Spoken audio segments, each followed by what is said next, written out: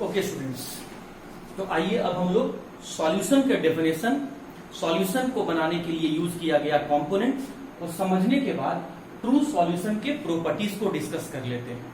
देखिए, अगर आपको ट्रू सॉल्यूशन बनाना है तो उसमें मिलाए गए कंपोनेंट्स को ये सारे कैरेक्टरिस्टिक्स शो करने होंगे।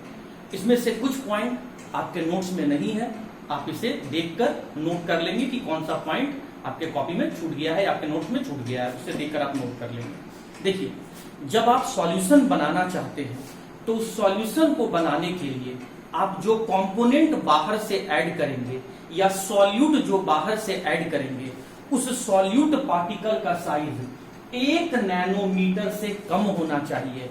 नैनो का मतलब क्या होता है? 10⁻⁹ तो जब सॉल्यूट पार्टिकल का साइज 10⁻⁹ मीटर से छोटा रहे तो जाकर आप ट्रू सॉल्यूशन का फॉर्मेशन कर सकते हैं। पॉइंट नंबर 2, जो सॉल्यूट पार्टिकल आप मिला रहे हैं वो सॉल्यूट पार्टिकल नेकेड आई से नहीं दिखना चाहिए। जैसे सॉल्ट और वाटर को आप मिला रहे हैं तो मिलाने के बाद सॉल्ट पार्टिकल नेकेड आई से नहीं दिखना चाहिए। शुगर और वाटर आप मिला रहे हैं तो शुगर के पार्टिकल, चीनी के पार्टिकल नेकेड आई से नहीं दिखने चाहिए। ग्लूकोज और वाटर अगर आप मिला रहे हैं तो ग्लूकोज के पार्टिकल आपको नेकेड आई से नहीं दिखने चाहिए, तब जाके वो ट्रू सॉल्यूशन है। पॉइंट नंबर 3 क्या है? Forms single phase system. ये मैं पहले समझा दिया कि जो भी कंपोनेंट आप मिला रहे हैं और जिसमें मिला रहे हैं उन मिलाने के बाद उन सभी का फिजिकल स्टेट सेम हो जाना चाहिए। Point number 4, uniform composition through out, मतलब सॉल्यूट का सॉल्वेंट के हर जगह पर, सॉल्वेंट के साथ हर जगह पर पाए जाने का परसेंटेज सेम होना चाहिए। चाहे आप मिक्सचर को बिल्कुल ऊपर से टेस्ट करें, बीच से टेस्ट करें या बिल्कुल नीचे बॉटम के सरफेस से टेस्ट करें, हर जगह मिलाए गए सॉल्यूट पार्टिकल्स का परसेंटेज अगर आपको सेम दिख रहा है उस पूरे मिक्सचर के अंदर में, तो हम कहेंगे कि हमने ट्रू सॉल्यूशन का फॉर्मेशन किया है। Point number 5, not separated by filter paper और एनी अदर मेथड। कहने का मतलब स्टूडेंट कि जब आप एक होमोजीनियस मिक्सचर बना के तैयार कर लिए हैं, चाहे वो सॉल्ट और वाटर मिला के तैयार किए हैं, चाहे वो शुगर और वाटर मिला के तैयार किए हैं, चाहे ग्लूकोज और वाटर मिला के तैयार किए हैं, चाहे sugar, salt, water, lemon drops मिला के तैयार किए हैं, तो मिलाकर जब आप वो मिक्सचर तैयार कर लिए तो उन कंपोनेंट्स को फिल्टर पेपर की मदद से या फिर किसी और मेथड से अलग नहीं किया जा सके, मतलब मिलाए गए सॉल्यूट पार्टिकल को अलग अलग नहीं किया जा सके, तभी जाकर वैसा बना हुआ होमोजीनियस मिक्सचर को हम लोग सॉल्यूशन कहते हैं। और पॉइंट नंबर 6 समझिए, ये आपको समझना जरूरी है। टिंडल इफेक्ट और ब्राउनियन मूवमेंट जैसा प्रोसेस नहीं शो करना चाहिए। अब टिंडल इफेक्ट क्या है, ब्राउनियन मूवमेंट क्या है, आइए इस बात को ध्यान से समझते हैं। देखिए, पहले टिंडल इफेक्ट क्या है वो समझते हैं। टिंडल इफेक्ट को समझने के लिए हम लोगों ने क्या किया स्टूडेंट, एक कंटेनर लिया, उस कंटेनर में हमने सॉल्वेंट के रूप में वाटर ऐड कर दिया और यहां पर कुछ बाहर से सॉल्यूट पार्टिकल ऐड कर दिया।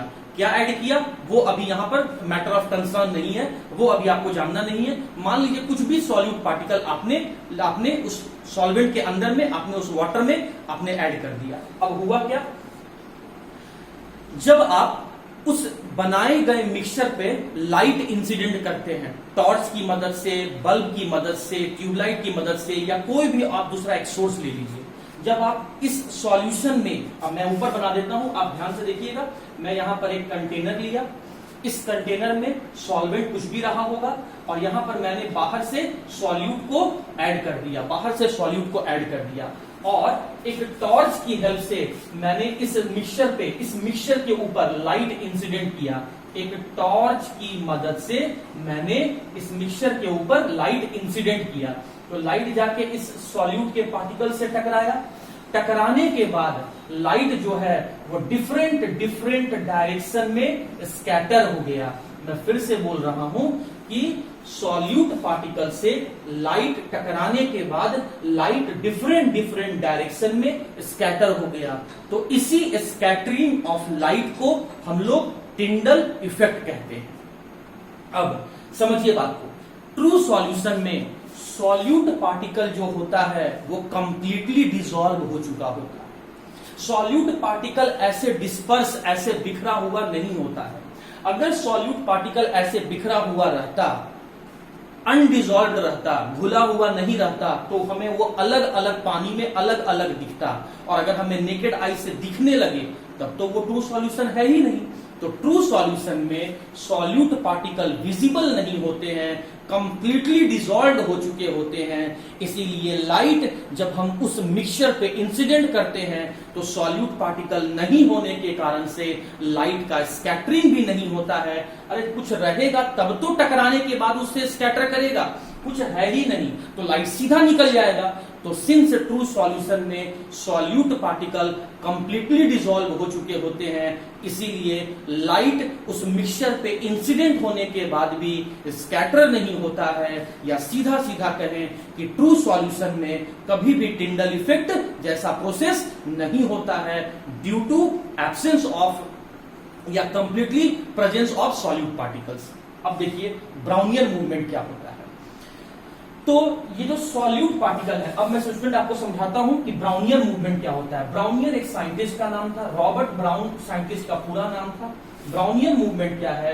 ब्राउन ने माइक्रोस्कोप की मदद से ये ऑब्जर्व किया कि सॉल्यूट पार्टिकल जो है वो लगातार मोशन शो कर रहे हैं, मतलब वो जिगजैग मोशन। आप इसको ऐसे समझ लीजिए, ये आपका एक सॉल्यूट पार्टिकल है और ये सॉल्यूट पार्टिकल जो है वो डिफरेंट डिफरेंट डायरेक्शन में मोशन करते रहता है। यहां गया, फिर सॉल्यूट पार्टिकल यहां आया, फिर सॉल्यूट पार्टिकल यहां आया, फिर सॉल्यूट पार्टिकल यहां आया, फिर ये सॉल्यूट पार्टिकल यहां आया, फिर ये सॉल्यूट पार्टिकल यहां गया, फिर ये सॉल्यूट पार्टिकल यहां गया, फिर ये सॉल्यूट पार्टिकल यहां आया।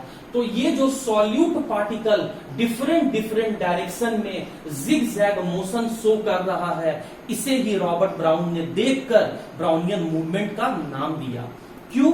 आखिर ये सॉल्यूट पार्टिकल अलग अलग डायरेक्शन में क्यों मूव कर रहा है? क्योंकि यहां जो प्रेजेंट सॉल्वेंट के पार्टिकल हैं वो अलग अलग डायरेक्शन से उस पर फोर्स लगाते रहते हैं। इस बात को कुछ ऐसे समझो, जैसे हम लोग क्लासरूम में बैठे हुए हैं और मैं एक बलून को ऐसे ही डिस्पर्स कर दिया, ऐसे ही मैंने बलून को छोड़ दिया क्लास में, तो हर बच्चा उस बलून को टच करना चाहेगा। इधर बैठा हुआ बच्चा उधर से फोर्स लगाएगा, इधर बैठा हुआ बच्चा इधर से फोर्स लगाएगा, बीच में बैठा हुआ बच्चा उधर से फोर्स लगाएगा, मैं इधर से फोर्स लगाऊंगा, तो वो बलून जो है वो अलग अलग डायरेक्शन में मूव करेगा। क्यों? क्योंकि हर तरफ से उसके ऊपर फोर्स लगाया जा रहा है।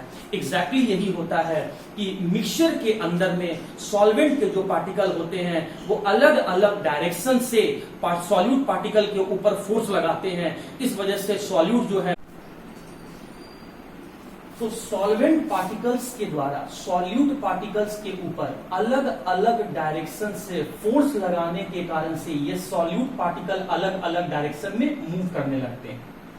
तो सॉल्यूट पार्टिकल का अलग अलग डायरेक्शन में मूव करना या जिगजैग मोशन शो करना, इसे ही हम कहते हैं ब्राउनियन मूवमेंट।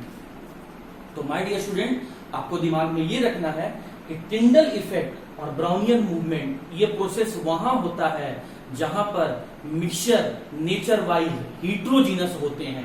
हीट्रोजीनस मिक्सचर क्या होते हैं? मतलब दो कंपोनेंट को मिलाकर तैयार किया गया ऐसा मिक्सचर जिसमें मिलाए गए कंपोनेंट को नेकेड आई से देखा जा सके, जिसमें मिलाए गए कंपोनेंट का फिजिकल स्टेट अलग अलग हो। जैसे आप सैंड और वाटर ले लीजिए।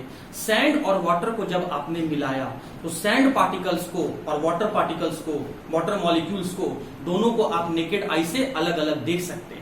पॉइंट नंबर 2, जहां पर सैंड का फिजिकल स्टेट सॉलिड है वहीं पर वाटर मॉलिक्यूल का फिजिकल स्टेट लिक्विड है, तो ये दो अलग अलग फेज हमें दिखने लगते हैं। तो इस तरह के मिक्सचर को हम लोग हीट्रोजीनस मिक्सचर कहते हैं। हीट्रोजीनस मिक्सचर में सॉल्यूट पार्टिकल का साइज बड़ा होता है और इसी वजह से लाइट उस पर टकराने पर लाइट स्कैटर कर जाता है, या हम कह सकते हैं कि हीट्रोजीनस मिक्सचर में टिंडल इफेक्ट ऑब्जर्व किया जा सकता है। हीट्रोजीनस मिक्सचर में सॉल्यूट पार्टिकल का साइज बड़ा होने के कारण से वो सॉल्वेंट के अंदर में कंप्लीटली डिसॉल्व नहीं होते हैं और इसीलिए वो सॉल्वेंट में एज इट इज एग्जिस्ट करते हैं, जैसा डाला गया था उसी फॉर्म में रह जाते हैं और जिगजैग मोशन शो करते हैं, मतलब ब्राउनियन मूवमेंट शो करते हैं। तो ट्रू सॉल्यूशन होमोजीनस मिक्सचर होता है, इसीलिए टिंडल इफेक्ट और ब्राउनियन मूवमेंट जैसा प्रोसेस को परफॉर्म नहीं करता है। तो उम्मीद करता हूं स्टूडेंट कि सॉल्यूशन का डेफिनेशन क्या होता है, सॉल्यूशन के कितने कंपोनेंट होते हैं, उन कंपोनेंट को पहचानने का तरीका, उनका डेफिनेशन ये आपको समझ में आ गया होगा और साथ ही साथ एक ट्रू सॉल्यूशन बनाने के लिए क्या प्रॉपर्टीज होना चाहिए ये मैंने आपको बता दिया। अब मैं आता हूं टाइप्स ऑफ सॉल्यूशन में, इस सॉल्यूशन कितने टाइप्स के हो सकते हैं।